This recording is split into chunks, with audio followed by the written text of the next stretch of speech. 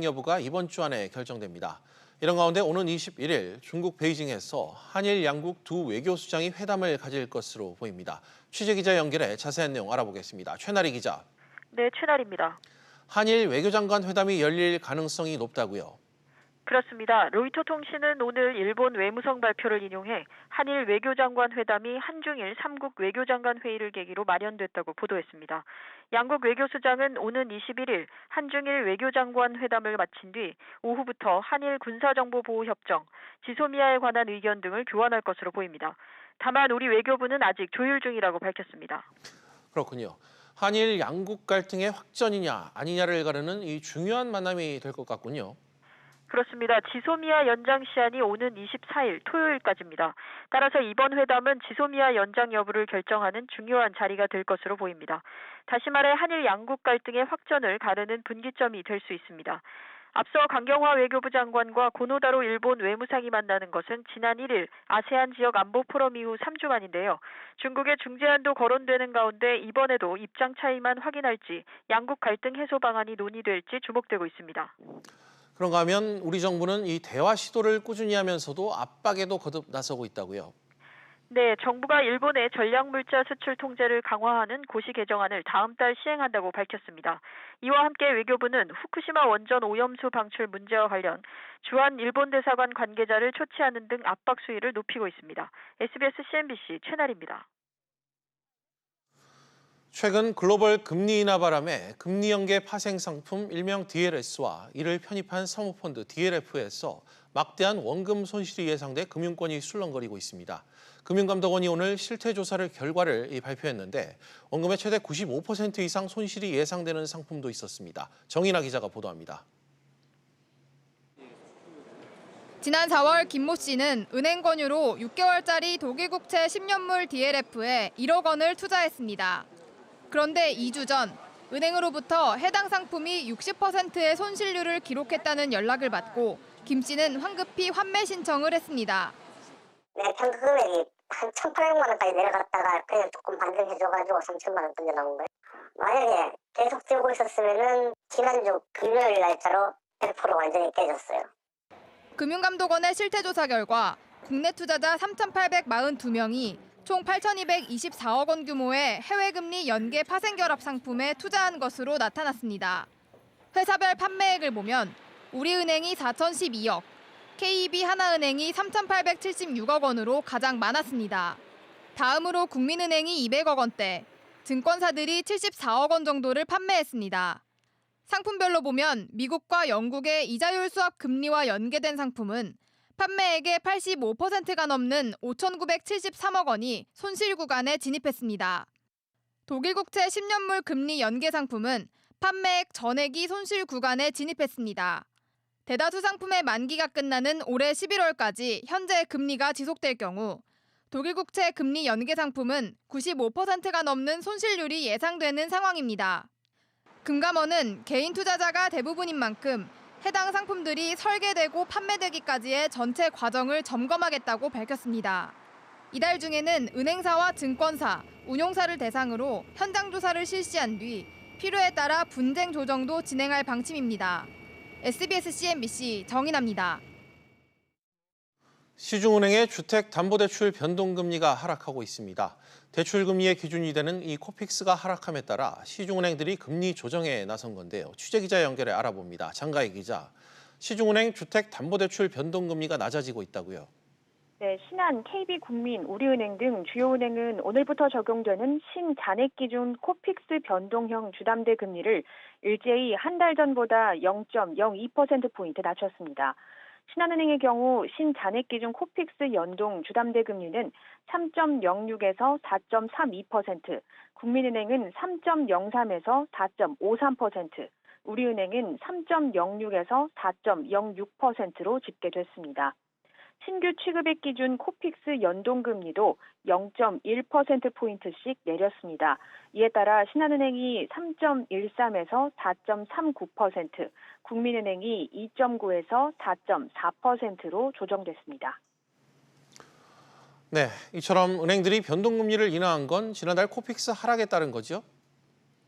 네, 코픽스는 정기 예금, 적금 등 국내 은행이 자금을 조달한 수신 상품의 금리를 가중 평균한 값으로 은행에서 취급하는 변동금리 주담대의 기준이 되는데요. 은행연합회는 7월 신규 취급액 기준 코픽스가 1.68%로 한 달 전보다 0.1%포인트 하락했고 잔액 기준은 1.96%로 0.02%포인트 내렸다고 밝혔습니다. 신규 취급액 기준 코픽스는 2개월 연속, 잔액 기준은 4개월 연속 하락세입니다.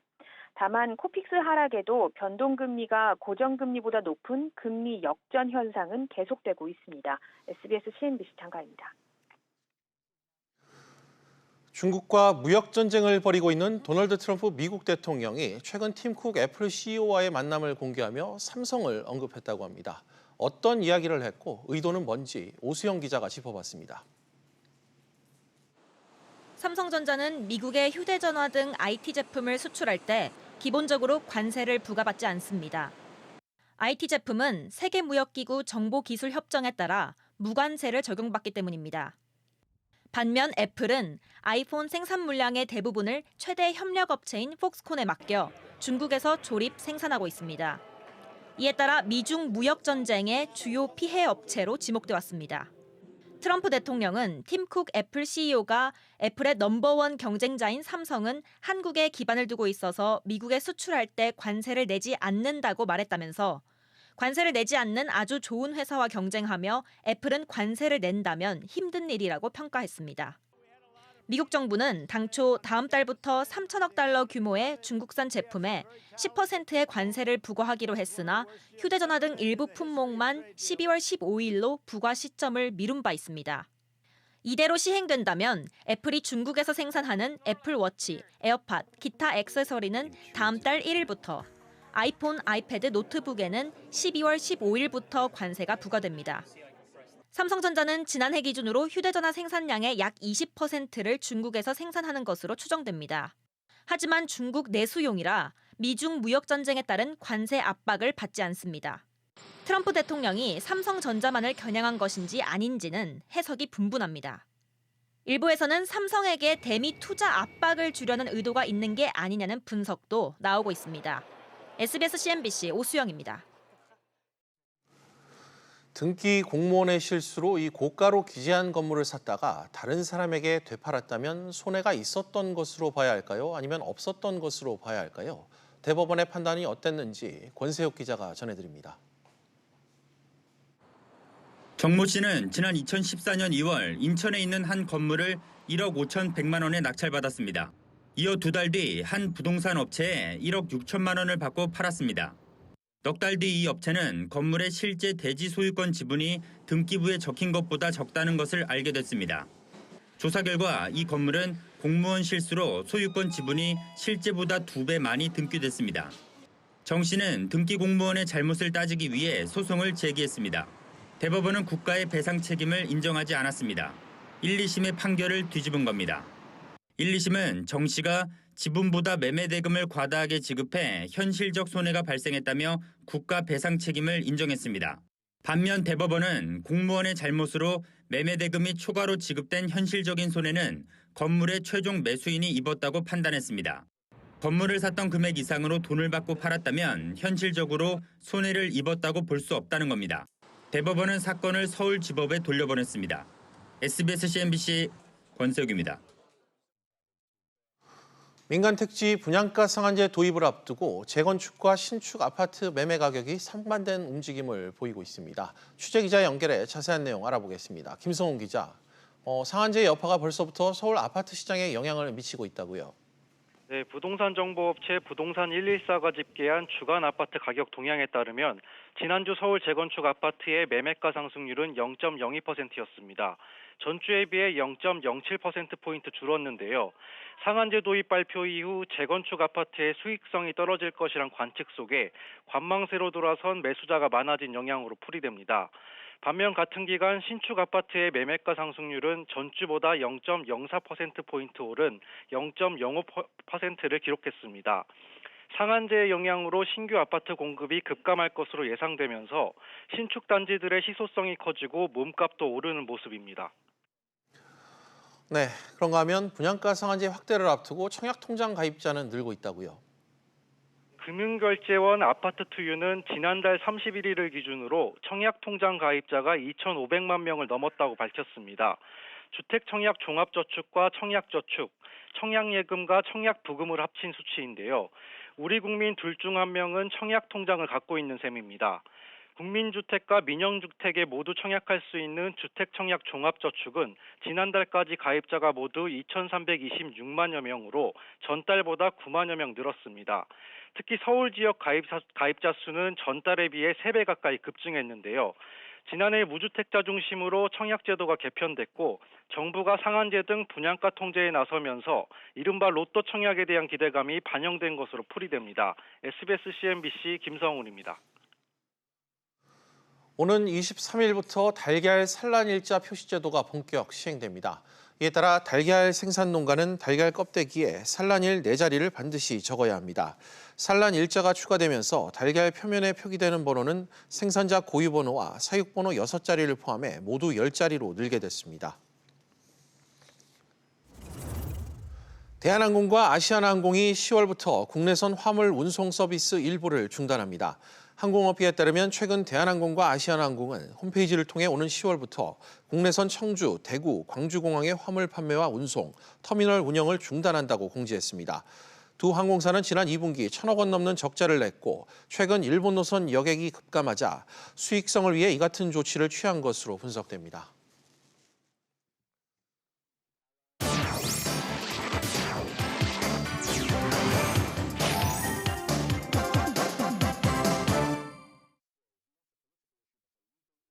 주요 이슈를 체크해보는 시간, 이슈 체크 오늘입니다. 그럼 먼저 첫 번째 이슈부터 보도록 하겠습니다. 화면 보시죠.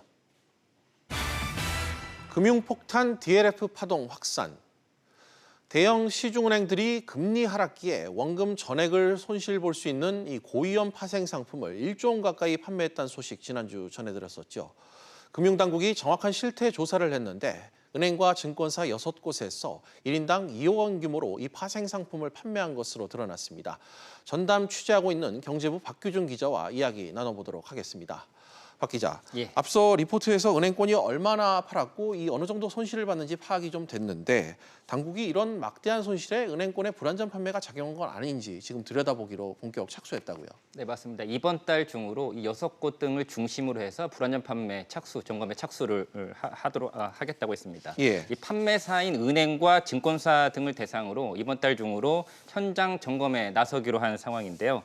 특히 금융감독원은 이 상품을 설계했을 당시부터 판매하기까지 이 은행 등이 내부 통제에서 허점을 드러낸 것은 아닌지 등을 집중적으로 검사하기로 했습니다. 예. 구체적으로는 이 PB가 제대로 원금 손실 가능성 등을 설명을 해주는 이른바 완전 판매를 했는지, 또 경영진 차원에서 조직적인 영업 압박은 없었는지, 또 상품 설계 단계에서 판매사인 은행이 직접적으로 개입을 하는 이른바 주문자 상표 부착이라고 하는데 이런 OEM 상품을 판매했는지 등을 금융감독원이 집중 검사하기로 했습니다.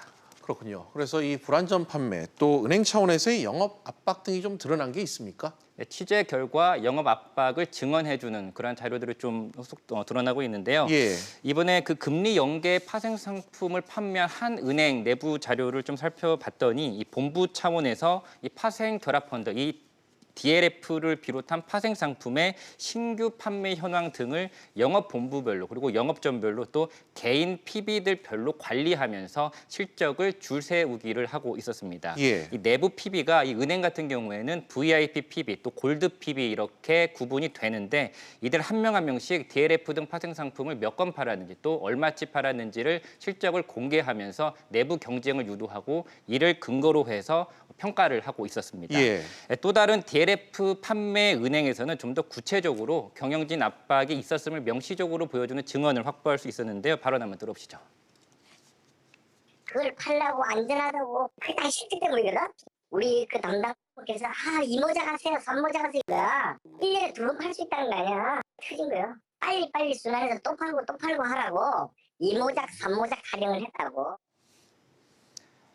네, 이 상품 같은 경우에는 1억 원을 투자하며 은행이 선취 수수료라고 해서 먼저 떼가는 금액이 이 투자 금액에서 1%에서 1.4%를 떼가는데요. 이게 수수료 수익을 위해서 1년에 한 번 팔고 한 번 떼가면 될 것을 만기를 짧게를 해서 그러니까 4개월, 6개월로 만기를 줄여서 두 번 팔고 또 3번 팔고 이런 식으로 해서 수수료 수익을 더 극대화하려는 식으로 경영진의 압박이 있었다는 증언이 나온 겁니다. 금융감독원은 이러한 경영진 차원의 강한 영업 드라이브가 이 은행 직원들의 불안전 판매를 야기했다고 보고 이 관련된 내부 통제를 철저하게 검사하기로 했습니다. 예, 검사 결과도 나오면 계속해서 전해주시죠. 박 기자 잘 들었습니다. 네, 그럼 다음 이슈로 넘어가겠습니다. 두 번째 이슈입니다. 꼬마 빌딩 세금 특혜 이제 그만. 통상 시가 50억 원 안팎의 이 상업용 빌딩을 꼬마 빌딩이라고 많이 부릅니다. 그런데 내년부터 이 상속 증여세가 오르면서 현재보다 80% 넘게 세금이 늘어날 것으로 보인다고 하는데요. 역시 경제부 신윤철 기자와 이야기 나눠보도록 하겠습니다. 신 기자, 꼬마 빌딩 상속 증여세가 내년부터 오른다고요? 네, 기획재정부와 국세청에 따르면 내년부터 상속 증여세를 계산할 때 꼬마 빌딩 건물 평가를 현재 기준 시가에서 감정 평가를 활용한 시가로 변경키로 했습니다. 상속이나 증여할 경우 관련 세금이 더 늘어날 가능성이 있습니다. 예, 신 기자, 구체적으로 얼마나 늘어나게 되는 겁니까? 네, 배우자 공제 등 여러 공제 항목을 제외하고 최대한 단순하게 계산을 해본다면 보통 실거래 가격이 100이라고 보면 기준 시가는 60에서 70% 정도고 감정평가를 반영할 경우 통상 80에서 90% 내외라는 게 세금, 회계업계의 설명입니다. 예.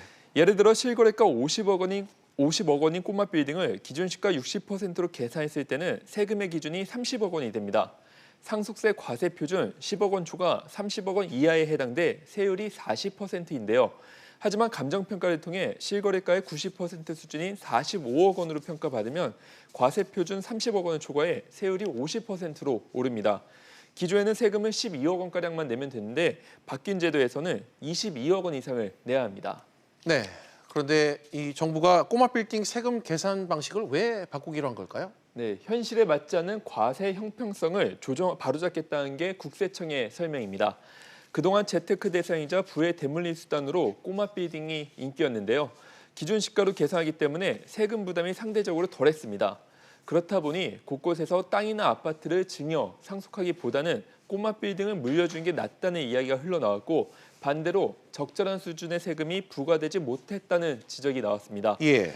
정부의 방침은 다른 부동산들과 과세 형평성이 맞지 않는 지적을 의식한 조치로 보입니다. 네. 이미 올해 초 상속세 및 증여세법 시행령이 개정될 때 비주거용 일반 건물에 상속 증여세를 매기기 위해 건물에 대해 감정평가를 할 수 있는 법적 근거를 마련했고요. 내년도 정부 예산에도 국세청의 감정평가 의뢰 비용으로 사용할 수 있도록 24억 원의 예산이 반영된 상태입니다.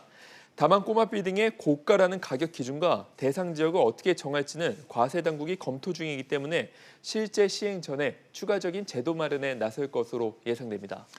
네, 신 기자 잘 들었습니다. 이제 마지막 이슈 확인해 보도록 하겠습니다. 세 번째 이슈입니다. KCGI 아시아나 날개 달까.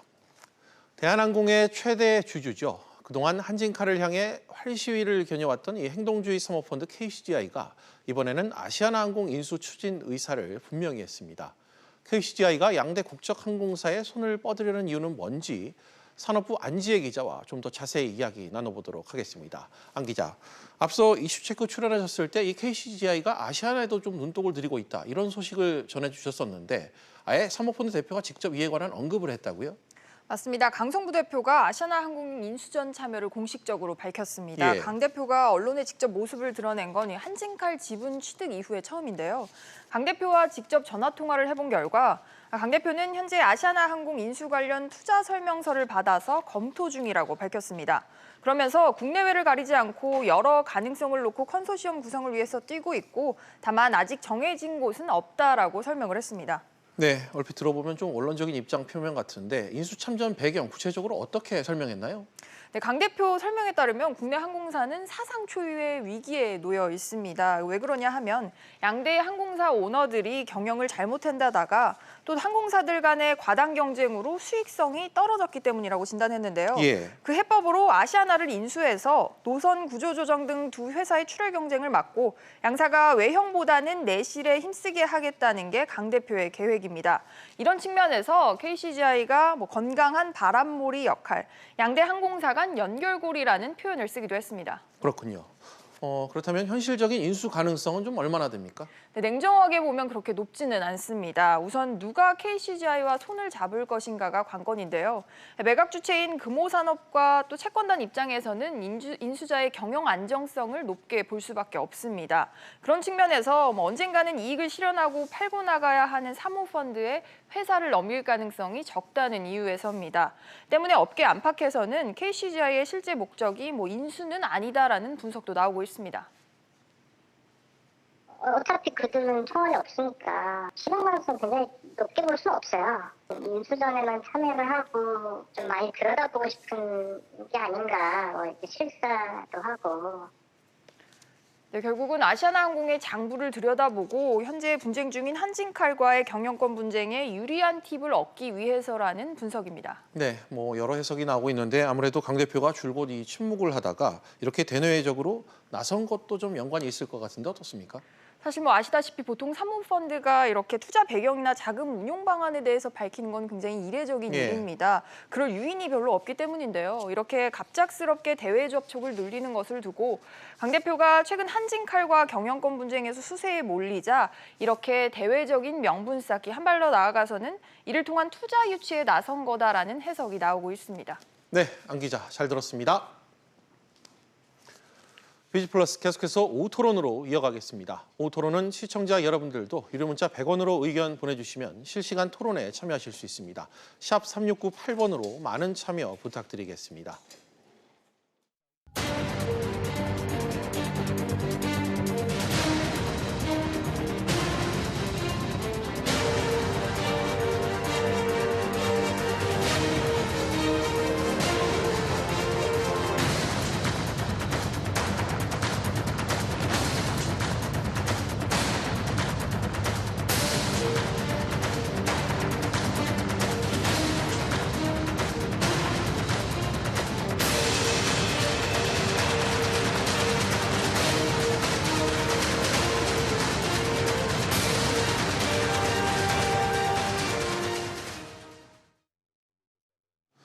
최근 한국 경제 상황이 참 좋지 않습니다.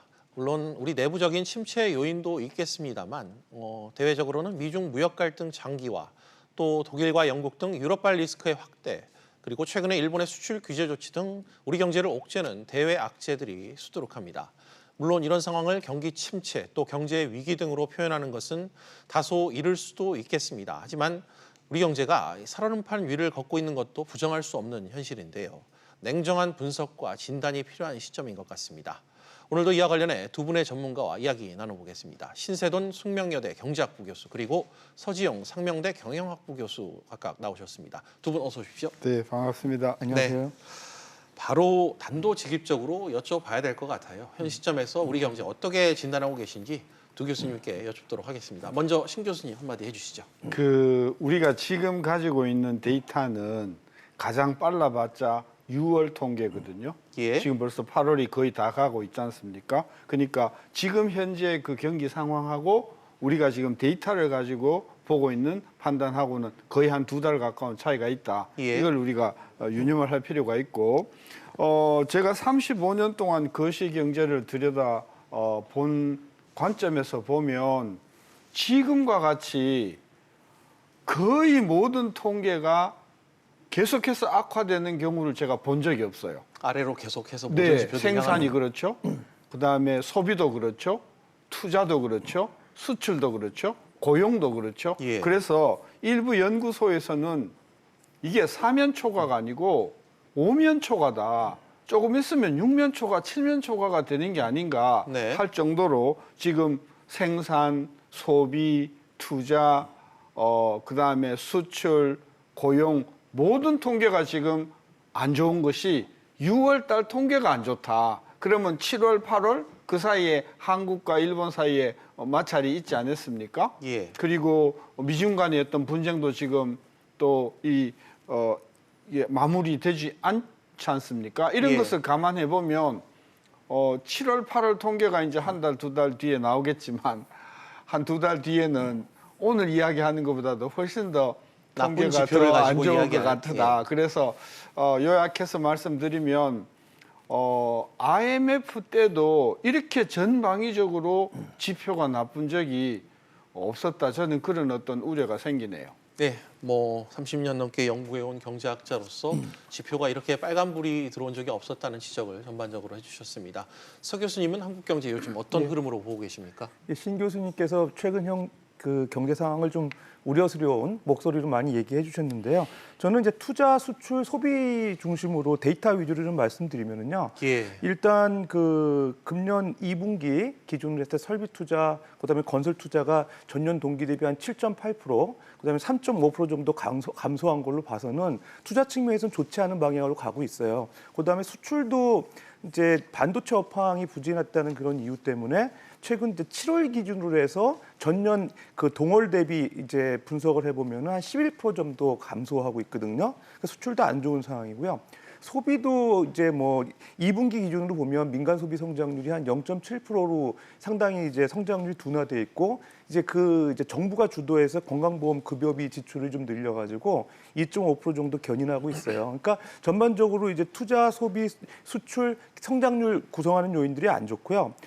금융시장 관점에서 보더라도 시장이 좋지 않습니다. 특히 이제 국고채 3년물 그 금리가 이 시중금리를 대표하는데 최근에 이제 1.095%로 상당히 낮은 수준이에요. 예. 이건 전년 대비 전년이 한 1.8% 정도 됐는데 상당히 낮다는 거는 최근에 이제 경기가 안 좋으니까 안전자산에 투자하려고 하는 투자자들이 많아지니까 가격이 올라가면서 금리가 상당히 낮아진 거고요. 네. 또 하나 우려스러운 거는 이제 기준금리가 우리 한 1.5% 정도 되잖아요. 기준금리보다 오히려 좀 장기금리라고 하는 국고채 금리가 오히려 0.4%포인트 낮은 상황이에요. 금리 예. 역전이 생긴 거죠.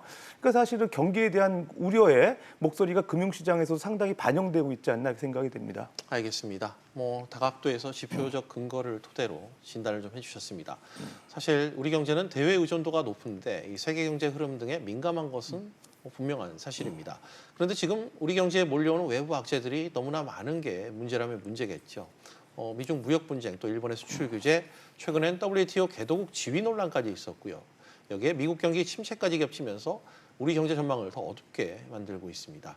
신 교수님, 이런 대외 요인들의 이 영향과 관련해서는 어떻게 좀 바라보고 계시나요? 일단 이제 대외 변수가 언급하신 것 말고도 좀 지적할 게 뭐냐면 지금 독일 경제가 굉장히 안 좋은 걸로 드러나면서 예. 독일이 지금 유럽의 가장 중요한 나라인데 유럽 경제가 지금 조금 기우뚱거리고 있고 그다음에 이제 존슨이 영국 수상이 되면서 노딜 브렉시트도 우리는 불사한다. 예. 어쨌든 우리는 하여튼 브렉시트에서 빠져나올 거다. 이렇게 강공을 하다 보니까 이 브렉시트도 또 파열음이 생길 가능성이 있지 않습니까? 그다음에 마지막으로 미국이 지금 성장률이 산업 생산을 보면 산업 생산이 지금 한 8개월째 계속 떨어지고 있어요. 예. 미국이. 그래서 미국의 그 경기 침체까지는 안 가더라도 둔화, 그다음에 아까 유럽 둔화, 그다음에 예. 브렉시트 이런 것을 감안하면 우리 대외 환경이 굉장히 앞으로 더 안 좋아질 것이다라고 보면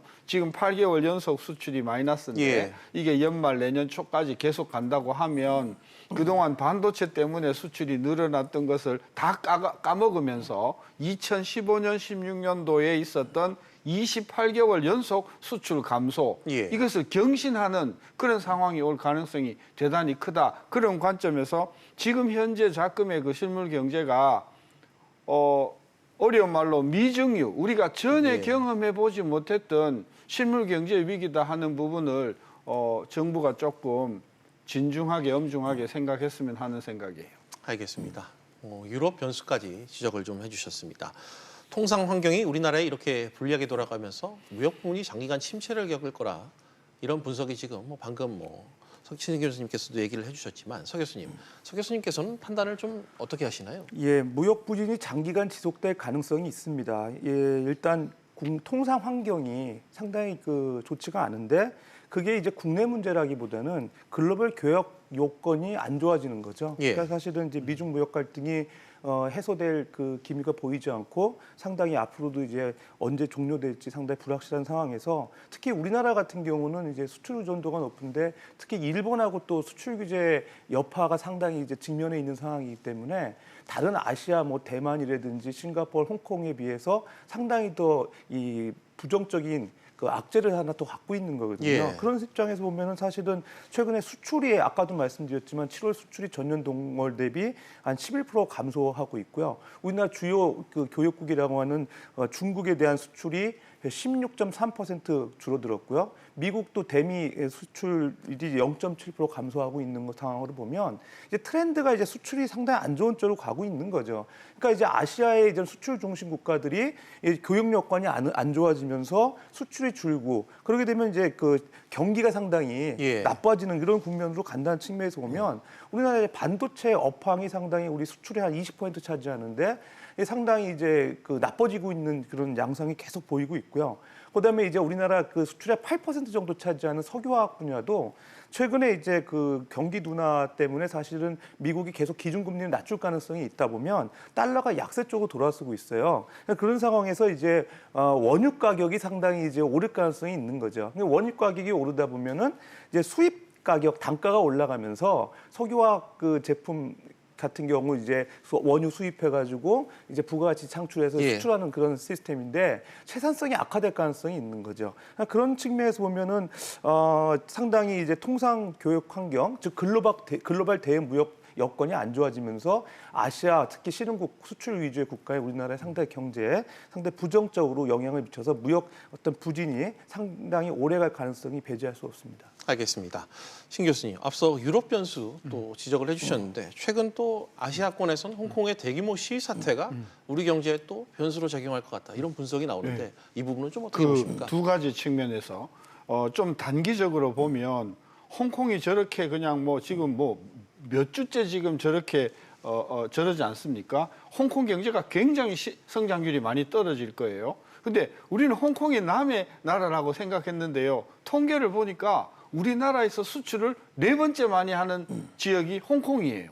그럼 홍콩 경제가 안 좋으면 우리 홍콩의 수출이 타격을 입지 않겠습니까? 이제 그 부분이 직접적으로 우리가 영향을 주는 거고요. 또 하나는 뭐냐면 이제 홍콩 문제가 중국 문제하고 연결이 되면서 만에 하나 중국이 무력 진압을 하게 되는 사태가 발생되면 그것이 어마어마한 미중 분쟁뿐만이 아니라 하나의 거대한 중국발 핵실험이 되어버리는 것이거든요. 이것이 전 세계 경제의 어떤 그런 암울한 핵 확산을 이 방사능을 이게 퍼뜨리게 되면 세계 경제가 얼어붙을 가능성이 있어요. 그건 좀 더 두고 봐야 되겠지만 어쨌든 홍콩 경제가 저렇게 손안하게 되면서 홍콩 실물 경제가 지금 몇 달째 저 모양이니까 분명히 우리 홍콩 수출은 굉장히 타격을 많이 받을 건데 홍콩이 우리나라의 4대 수출, 일본보다도 더 많이 수출하는 나라가 홍콩이다. 그러면 우리 수출에도 큰 타격이 올 것은 뻔한 일 아니겠습니까? 알겠습니다. 홍콩도 우리나라와 밀접한 경제, 교역 규모를 갖고 있다는 점을 지적을 해주셨습니다. 서 교수님, 이런저런 상황 탓에 우리나라 경제 성장률 전망치도 빠르게 지금 낮춰지고 있습니다. 지난주 말쯤이었나요? 골드만삭스가 1%대로 낮췄던 또 보도를 본 것 같은데 2%에 못 미칠 거란 전망을 상당히 좀 많이 내놓고 있어요. 당초 한국은행이 2% 얘기했다가 지금 많이 1%대로 낮추고 있고요. 국내외 여러 가지 이제 경제 전망 기관들이 2%가 안 될 거라고 이렇게 전망을 하고 있습니다. 근데 좀 주목할 거는 이제 골드만삭스라든지 이제 모건 스탠리든지 이제 글로벌 IB라고 하잖아요. IB들이 사실 글로벌 포트폴리오를 갖고 있기 때문에 상당히 각국에 대한 경제 정보를 중심으로 해서 투자 의사 결정하는 기관이라고 보면 상당히 낮게 경제 성장률을 제시했다는 데서 의미가 있어요. 그러니까 우리나라 경제 성장률이 하향 조정된다는 측면에서 보면 이게 비단 한국만의 문제는 아니거든요. 이제 글로벌 교육 여건이 나빠지게 해서 아까 말씀드렸다시피 홍콩, 싱가포르, 대만 이런 수출 수출 위주 아시아 국가들이 다 나쁘다고 평가는 하고 있는데 그럼에도 불구하고 좀 걱정스러운 거는 우리는 또 일본 수출 규제 여파로 인해 가지고 반도체 산업이 지금 상당히 그 직격탄을 맞고 있거든요. 그게 상당히 우리나라 그 수출 경제의 주요한 비중을 차지하고 있고요. 그다음에 그 외에도 또 석유 제품 같은 경우에도 이제 일본 수출 규제 여파 또 그다음에 또 중국하고 미중 무역 갈등에 따라서 우리나라가 주요 수출국인 중국의 어떤 그 석유 수요 둔화 이런 것 때문에 상당히 그 이런 다른 홍콩, 싱가포르, 대만보다 상당히 좀 악영향을 받을 가능성이 있기 때문에 정부의 입장에서는 상당히 예. 특단의 조치를 취해야 하지 않을까 생각이 됩니다. 알겠습니다. 상황이 이렇게 어려운데 정부의 인식은 이 민간과는 다소 간극이 큰 것 같습니다. 대통령께서도 우리 경제의 기초체력은 튼튼하다 이렇게 얼마 전에 언급하시기도 했는데 신 교수님 이 말에 좀 공감을 하십니까? 덕담이죠. 덕담이시고 국가 지도자로서 국민들에게 희망을 주겠다 하는 긍정적인 의미로 예. 저는 의미는 있다고 보는 거고요. 현재 상황을 우리가 정확하게 판단하기 위해서는 한국은행이나 또는 뭐 기재부의 우리가 판단을 봐야 될 텐데 한은이나 기재부 판단 자체가 굉장히 조심스럽고 그러니까 실제 경제는 굉장히 어렵다. 따라서 문재인 대통령의 기초 체력이 튼튼하다는 말을 우리가 싸잡아서 비판할 것이 아니라 대통령으로서 어떤 덕담을 한 것이라고 보고 예. 그렇다고 해서 밑에 있는 그 한은이나 기재부 있는 담당자들이 경제가 괜찮으니까 이건 아닌 것이죠. 지금 예. 상황이 제가 아까 말씀드렸듯이 지난 35년을 놓고 보면 가장 지금 그야말로 엄중한 때이기 때문에 네네. 각오를 저는 단단히 해야 된다 그런 생각입니다. 서 교수님께도 같은 질문을 좀 드려야겠는데 저희 기자들은 정부의 전망치는 목표치다 이런 얘기를 항상 많이 하는데 진단이 좀 간극이 큰 것 같아요. 예, 기초 체력 튼튼하다, 경제 펀더멘탈이 강하다고 그러시는데 사실은 이제 그 4천억 불 이상의 외환 보유고가 계속 유지가 되고 있고요. 그다음에 이제 그 우리나라 국제 신용 등급 AA-가 계속 상당 기간 유지되고 있고요.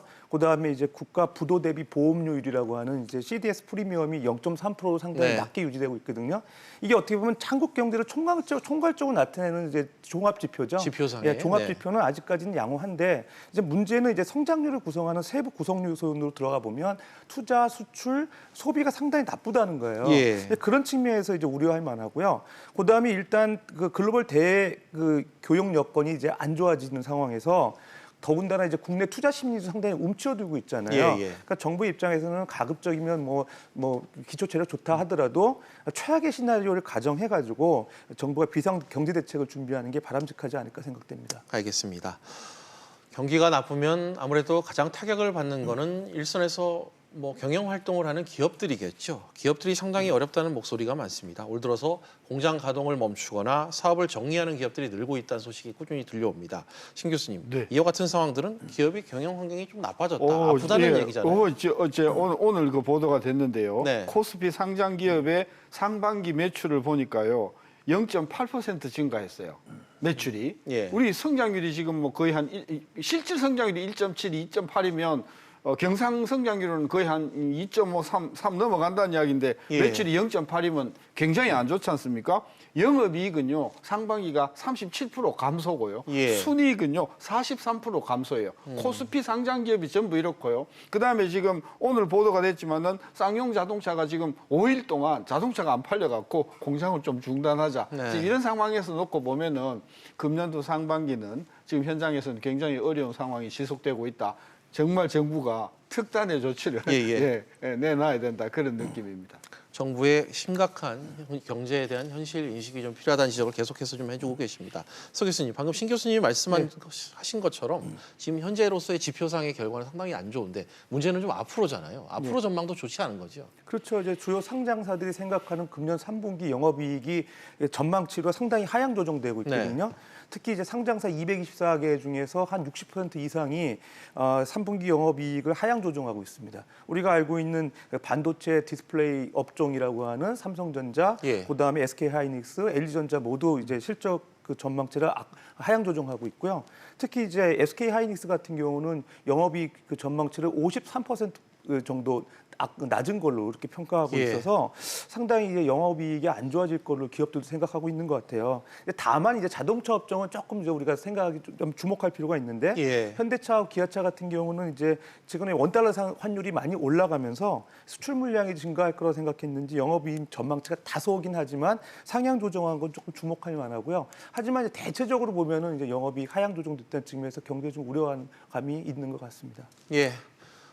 경제가 어려우면 기업이 어렵고 기업이 어려우면 또 거기서 일하는 우리 근로자들도 상당히 좀 어렵죠. 산업 경쟁력이 약화되면서 일자리 상황도 녹록치 않은 것 같습니다. 장기 실업자들도 최근 계속해서 늘고 있는 모습인데요. 특히 일자리 찾는 것 자체를 포기하는 요즘 구직 단념자가 역대 최고를 기록했다고 합니다. 신 교수님, 이건 어떤 의미일까요? 찾다 일자리를 찾다가 더 이상 뭐 전망이 없으니까 네. 아직 찾기를 포기해 버리는 거죠. 정말 이것은 우리 한국 경제가 얼마만큼 지금 현장이 어려우냐 한 것을 잘 나타내 주는 건데 예. 제가 오기 전에 그 구직 단념자 숫자를 지난 한 3년 동안 이렇게 쭉 보니까 예. 뭐 그렇게 크게 는 건 아니에요. 한 54만 정도, 53만 4만 화면에 정도가 나오고 있습니다. 그 정도에서 조금씩 늘어왔기 때문에 지금 예. 4만 정도 늘었는데 저게 문제가 아니고 지금 실질적으로 이제 그 고용이 늘어나는 게 뭐 한 29만 9천 정도 늘었는데 60세 이상 어르신들 중심으로 막 한 37만 개 늘어나니까 30대, 40대 일자리가 지금 줄고 있는 게 구직 단념자보다도 훨씬 더 심각한 문제다. 따라서 예. 어떻게 해서든 이 일자리를 빨리 이게 조금 만들어내는 어떤 정책 전환이 있어야 되겠다 그런 생각인 거죠. 예, 뭐 구직 단념자가 역대 최대인 것도 문제지만 일자리의 질이 나빠지고 있다는 점 역시 지적을 해주셨습니다. 서 교수님, 방금 제가 신 교수님과 얘기를 나눴던 이 고용 시장의 활력이 떨어지면 장기적으로 성장률을 낮추는 원인으로 작용하지 않습니까? 예, 맞습니다. 그 취업자 수가 최근에 그 증가 규모가 3개월 연속 20만 명대로 이제 증가하고 있는데 또 이상하게 실업자 수하고 실업률도 상당히 1999년 이후로 이제 최대 또 최고치를 기록하고 있는 이상한 현상이 나오고 있어요. 네. 그러니까 사실 어떻게 보면은 이제 신 교수님 말씀하신 대로 고령층의 이제 취업자 수가 늘어난 반면에 그다음에 이제 30, 40대 취업자 수가 생각보다는 이제 많이 늘지 않고 오히려 감소하고 있고요. 그다음에 제조업 취업자 수가 그 감소하고 있다는 게 상당히 우려의 목소리가 나오고 있습니다. 그러니까 결국은 이제 경제 활동 참가율이 이제 그 청장년층 중심으로 이렇게 둔화됐을 경우에 예. 향후에 그 노령 인구들이 이제 퇴직하셨을 때 이후에 그 노동 투입이 이제 감소하면서 잠재 성장률이 둔화될 가능성이 있다는 거죠. 사실 이게 상당히 근본적인 문제인 것 같고요. 예. 이거를 이제 극복하기 위해서는 기업의 어떤 생산성 향상이 도모가 돼야 되고 그걸 통해서 잠재 성장률 하락을 많이 해야 되는데 결국은 이제 기업 투자입니다. 기업 투자가 회복이 되기 위해서는 이제 건설, 그다음에 설비 투자 이런 것들 자본 투자가 활성화돼야 되는데 예. 정부의 어떤 그 역할이 필요할 것 같습니다. 저 기업들이 이제 투자할 수 있는 규제 완화나 여러 가지 기업 수요에 부응한 정부의 R&D 투자 이런 것들이 이제 필요하지 않을까 생각됩니다. 알겠습니다. 이번에는 최근 국내 금융시장에서 이슈가 되고 있는 이 금리 문제 좀 언급을 해보겠습니다. 지금 이 경기 진작 수단으로 금리 인하 필요성이 꾸준히 강조가 되고 있어요. 최근 이 미국 국채의 장단기 금리 역전 현상으로 한국은행의 기준금리 추가 인하 관측도 나오고 있습니다. 문제는 역시 가계부채 부분일 것 같긴데 이 기준금리 인하가 자칫 가계부채 리스크 우려를 다시 키울 거란 지적 또한 함께 나오고 있습니다. 한동안 둔화됐던 실제 가계부채 규모가 다시 불어나는 것으로 하는 집계 결과가 나오고 있기도 하고요. 신 교수님, 이 추가 금리 인하 문제는 어떻게 지금 보고 계십니까? 저는 개인적으로 별로 효과 없다. 그러니까 금리를 인하해봤자 투자가 늘어난다든지 하는 긍정적인 효과는 별로 없다. 예. 그리고 이렇게 금리를 낮추면 부정적인 효과가 두 가지가 있는데 하나는 주택에 대한 투기가 늘어나서 가계부채가 늘어날 그런 예. 위험이 한 구석에 있고 또 하나는 예금 이자를 가지고 생계를 꾸려가시는 그런 어르신들의 이자 소득이 상당히 많이 줄면서 예. 이것이 소비를 또 침체시키는 그런 요인이 될 수가 있기 때문에 예. 미국이 금리를 내리면 거기에 맞추어서 내리는 것까지는 제가 양보를 하겠으나 미국이 금리를 내리지 않은데 선제적으로 또는 먼저 금리를 내리는 것은 네. 금융시장을 굉장히 교란할 가능성이 있다고 봐서 미국이 금리를 어떻게 하는가 보고 따라서 내려주는 것이 저는 좀 현명한 방법 아닌가 그래 생각하고 있습니다. 네, 금리 인하의 효과가 크지 않다. 선제적으로 했을 경우 더더욱 좀 문제가 있을 수 있다는 지적을 해주셨습니다. 서 교수님, 방금 제가 이 금리 인하와 관련된 이 가계비, 소비 위축 문제와 관련해서 이런 현상이 성장률을 더 하락시키는 좀 악순환이 반복이 되는 문제도 있지 않습니까? 예, 소비와 관련된 거죠. 그러니까 예를 들어서 가계부채가 늘어날 개연성이 예. 있는 겁니다. 예를 들어서 그 주택담보대출이라든가 예. 뭐 생활안정자금 이런 대출이 늘어나면서 결과적으로 이제 가계비 부담 때문에 상당히 소비가 억제되는 그런 효과 분명히 있습니다. 특히 이제 그 최근에 이제 기업 투자 수출이 악화되면서 이제 그 고용돼 있는 예. 종업원들의 이제 가처분 소득이 감소하고 있는 상황에서 가계비까지 늘어나게 되면 소비가 더 억제될 가능성이 있죠. 예. 다만 예를 들어서 그 아주 저소득층 같은 경우 가처분 소득이 상당히 그 부족한 예. 그런 분들에 대해서는 이제 금융 지원을 통해서 조금 소비를 늘릴 수 있게끔 정부가 지원하는 게 바람직할 것 같고요.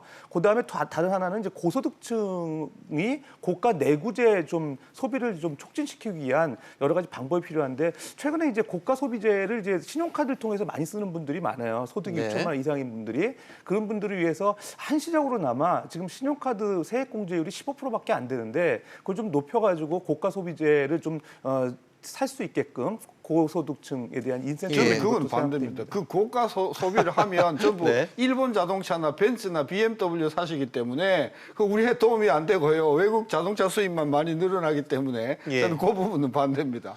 정책적인 뭐 효과와 기대 효과 이런 부분은 뭐 시각차가 있을 수 있으니까요. 알겠습니다. 이쯤에서 마지막 질문을 좀 드려야 될 것 같습니다. 두 분께서 뭐 앞서 계속 얘기하시면서 정책 방향을 계속해서 지적을 해주셨는데 우리 경제의 회복 시점을 어떻게 좀 보고 있는지 또 이 과정에서 정부 역할은 무엇인지 마지막으로 한 말씀씩 듣고 가겠습니다. 먼저 신 교수님 한 말씀 해주시죠. 정부가 경기 부양 정책을 내놓으면 그게 효과를 발휘할 때까지 제 통계와 제 분석에 따르면 한 1년 걸리거든요. 그러니까 지금 부양책을 파격적인 걸 내놔도 경제는 내년 가을 가서 좋아지기 때문에 예. 앞으로 1년 동안은 경제가 계속 내려가는 것을 막을 방법이 없다. 그러므로 정부는 초조한 마음을 가지고 반짝 경제를 살릴 것이 아니라 이 기회에 중장기적으로 한국 경제가 경쟁력을 살리고 지속적으로 성장할 수 있는 소재, 부품, 장비 얼마나 좋습니까? 예. 진작에 여기에다가 저는 지금서부터 바둑을 두는 기분으로 좀 중장기 포석을 해서 긴 안목을 가지고 좀 경제 성장 정책을 좀 마련해 주기를 당부드립니다. 알겠습니다. 서 교수님도 한 예. 말씀 부탁드립니다. 예, 경제 회복 시점을 상당히 가능하기 어려운 상황이죠. 글로벌 대외 여건이라는 게 주어진 환경이기 때문에 우리가 어쩔 수 없는 상황이기 때문에요. 사실은 거기에 이제 너무 의존하기보다는 내부적으로는 민간 예. 소비나 기업 투자 회복을 위한 정부의 역할이 필요할 것 같습니다. 그러니까 민간 소비는 아까 말씀드렸다시피 저소득층에 대한 네. 금융 지원 확대. 그다음에 이제 신 교수님께서는 이제 반대하셨지만은 이제 정부 국민들이 이제 불매 운동을 노재팬 활동을 이제 잘 하실 걸로 믿고 어느 네. 정도 이제 그 소비재에 대한 그런 그 수요를 촉진시키는 쪽에 한번 기대를 해보고요. 그다음에 이제 그 기업 투자 유치가 필요한데 정부 R&D 예산 지원을 좀 활성화하고요. 규제 완화가 필요할 것 같습니다. 그러니까 생산시설 입지라든가 뭐 환경평가 제도 이런 거에 대한 절차가 너무 까다로워요. 그런 예. 걸 좀 단소화해서 기업 어떤 규제 완화를 통해서 기업들이 네. 투자를 해서 그런 것들이 이제 소위 말해서 이제 어떤 경제 성장의 그 견인 역할을 할 수 있게끔 정부의 역할도 필요할 것 같습니다. 투자를 끌어낼 수 있는 유인이 필요하다. 이런 지적 마지막으로 해주셨습니다. 오늘 두 분 말씀 여기까지 듣도록 하겠습니다. 오늘 나와주셔서 고맙습니다. 네, 감사합니다.